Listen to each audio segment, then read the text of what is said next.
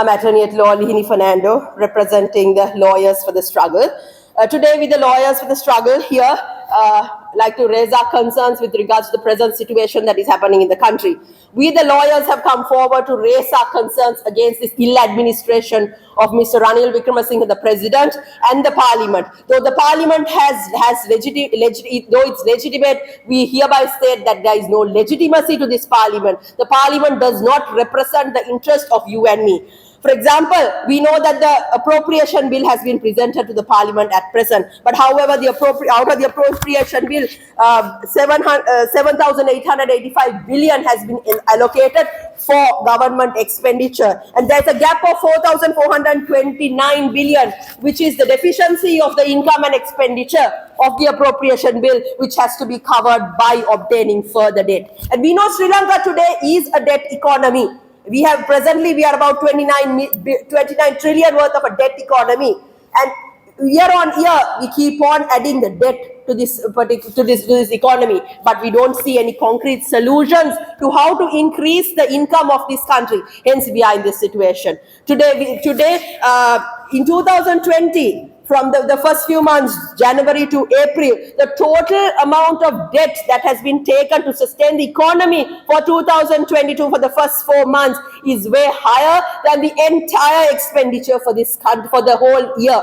So the first 4 months, the debt percentage that the government has taken exceeds the total income, total expenditure that was due to be spent. This is stated by a research that was done by two professors of the Peradeniya and Runa campus. We'd like to state that this particular government does not have a plan to govern this country in a legitimate manner.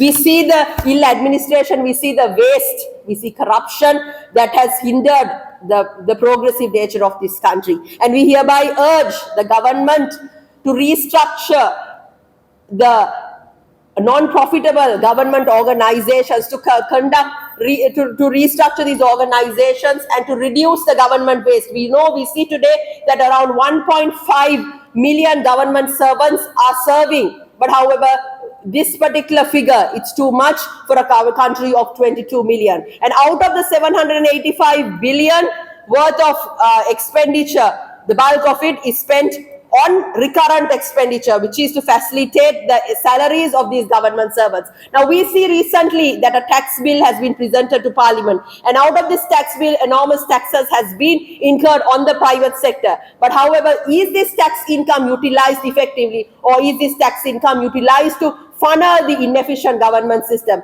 We question whether the parliamentarians who sit in those positions have the knowledge, the wisdom, the capability to make necessary plans to take Sri Lanka out of this trap. There is no vision in this country. We do not have leaders who can act with a proper plan. The parliament here does not represent honest people. We don't have educated people in parliament. There are doctors, lawyers, professors, accountants who sit outside the governance structure. But the political system, the election system in this country does not facilitate a mechanism for the rightful people to get into those parliamentary structures. Hence, we see the Rajapaksa family and their cronies repeatedly ruling. We urge the general public in the next election, if you do not stand rightly by the right thing of this country, if you do not exercise your franchise, your voting in a right way, in an honest manner, but if you sell your vote to these employees of these Rajapaksas, this country will go into further peril. Also, I'd like to mention regarding Vasantha Mudalige and Siridam Mathero, who has been detained under the Prevention of Terrorism Act for over 75 days up to now. Vasantha Mudalige presently is having a skin disease. He's suffering ill health. And also Siridam Swamin Mahansa is also undergoing the same thing. It is extremely disappointing to see how these prisoners are being treated. They are detained under the Prevention of Terrorism Act. This is a violation against their fundamental right under Article 11, the freedom of torture. No person shall be subjected to torture, cruel, inhuman, or degrading treatment or punishment. Today, Vasantha Mudalige is suffering from a skin disease. He has not even been given a pillow or a bed sheet for him to sleep. Siridama Swamin Mahansa is a vegetarian, but he served with food, with meat items for his meals. We'd like to ask and question the authorities of this country. Why are you this inhuman?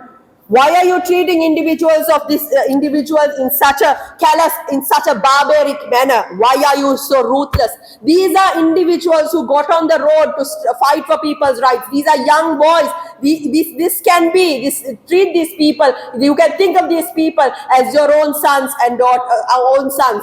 They fought for innocent people of this country. They are not criminals. They're not people who have robbed state assets like most of you here. But why are these people treated with such inhumane, degrading facilities? This is inhumane, and this is not how a democratic country should be governed. Sri Lanka is considered the longest democracy of Southeast Asia, but our democratic rights have been curtailed. We see Mr. Namal Rajapaksa coming openly and stating that Sri Lanka should be governed in a socialist democratic manner. I'd like to ask Mr. Namal Rajapaksa, have you forgotten your past? Have you forgotten the manner in which your father and which your uncles ruled this country? You have robbed the futures of the young of this country, and today you have no shame but to come in front of the people and again canvass for their votes. This Rajapaksa regime, their cronies, should be sent out of power, should be sent out of administration, and we urge the general public to exercise their vote, to think cautiously to whom you will support at the next election. We need honest, educated people coming to parliament, coming into these legitimate positions to rule this country. Sri Lanka for the last several years has been governed by people who should not be in governance. It has been governed by robbers, thugs, drug peddlers. Our dreams and hopes and as the administration's aspirations are not represented in that parliament. It is a parliament to protect a certain cartel. They want to maintain their cartel, and this cartel, this power, this has to be broken. Only if the general public stands up against this injustice, we can bring a true system change in this country. People in this country came to the roads by way of the struggle to ask for this system change. We ask Mr. Ranil Wickramasinghe to respect the wishes of the people of this country. You cannot take the 22 million into ransom. You are all temporary custodians of this country. You are all there for a temporary period. The parliamentarians, your governance is not for years. You don't come to governance to rob the entire nation. The state assets are not your private assets. The state assets belong to the 22 million people in this country. But what our parliamentarians have done is they have used state assets like their own assets. We like to ask most of these parliamentarians, have you all even done a certain job? The wealth that you all exercise today, the luxuries that you all live today, is it justly? When the people of this country are suffering without food, without petrol, they cannot meet their ends. You all are all living a luxurious life. How righteous it is. We'd like to say, this will all boomerang on all of you at one point. So wake up, do justice, do the right thing by the people.